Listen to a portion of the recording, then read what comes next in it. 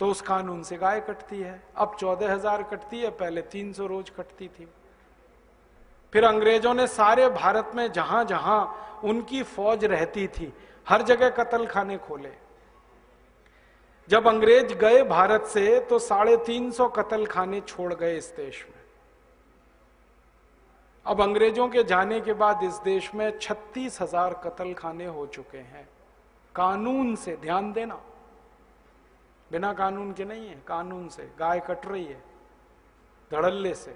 और उसका मांस पहले अंग्रेजों को भेजा जाता था खाने को, अब दुनिया भर के देशों को भेजा जाता है खाने को, अमेरिका यूरोप के देशों में जाता है।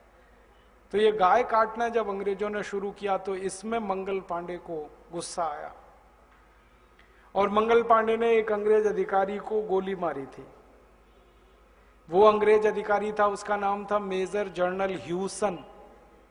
उसने क्या आदेश दिया था कि गाय को काटा जाए, उसका मांस निकाल के उसमें से तेल निकाला जाए, मांस में से वो तेल कारतूस पर लगाया जाए और ये कारतूस सभी हिंदू जो सिपाही है उनके मुंह में डाल के खोलने के लिए मजबूर किया जाए और इनके मुंह से गाय का मांस लगे तो इनका धर्म भ्रष्ट हो। ये था उद्देश्य। तो जब मंगल पांडे को पता चला तो गुस्सा आ गया, तो मार दी गोली मेजर ह्यूसन को। फिर एक और गोली मारी, उसका एक दूसरा अधिकारी मारा गया और फिर बाद में अंग्रेजों ने पकड़ लिया, पकड़ के उनको फांसी पे चढ़ा दिया।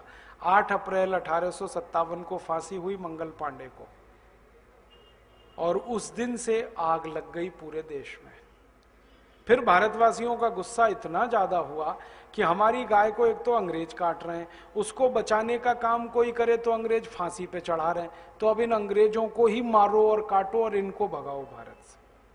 तब देश में संग्राम हुआ और उस संग्राम में 3,64,000 अंग्रेज मारे गए और अंग्रेजों में घबराहट पैदा हो गई और अंग्रेजों में डर ये हो गया कि अगर ये संग्राम ज्यादा दिन चल गया तो हम तो खत्म, हमारी तो सत्ता गई, साम्राज्य गया।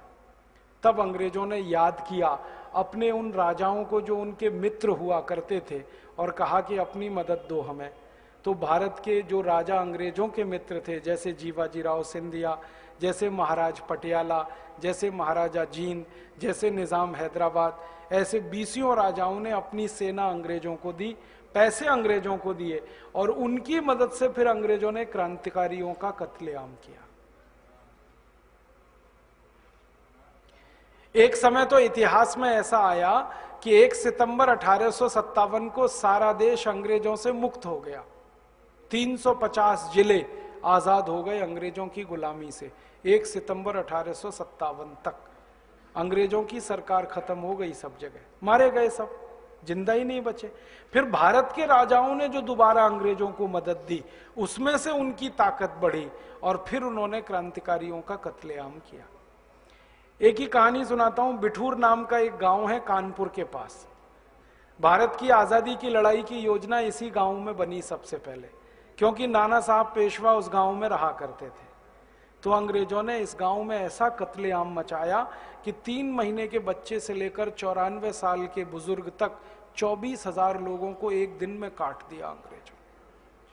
पूरा बिठूर उन्होंने नर विहीन कर दिया था, खाली हो गया था पूरा बिठूर।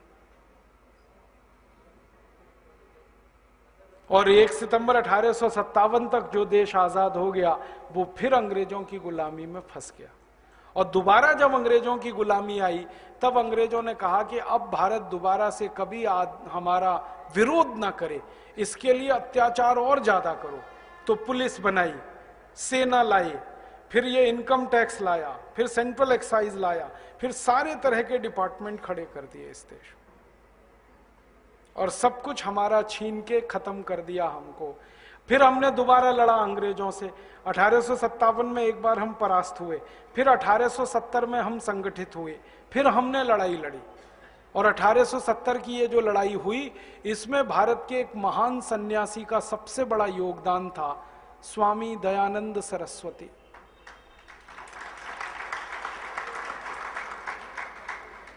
1857 की क्रांति में नाना साहब पेशवा की कहानी हम जानते हैं, उन्होंने बड़ा काम किया। 1870 तक परम पूजनीय स्वामी दयानंद सरस्वती ने फौज खड़ी कर दी पूरे देश में, आर्य समाज।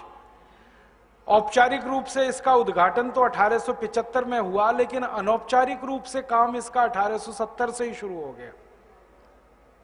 और फिर आर्य समाजियों ने लड़ाई लड़ी और 1894 तक लड़ते रहे अंग्रेजों से, मरते रहे, लड़ते रहे, मरते रहे, लड़ते रहे। फिर 1894 में लोकमान्य तिलक आए, उन्होंने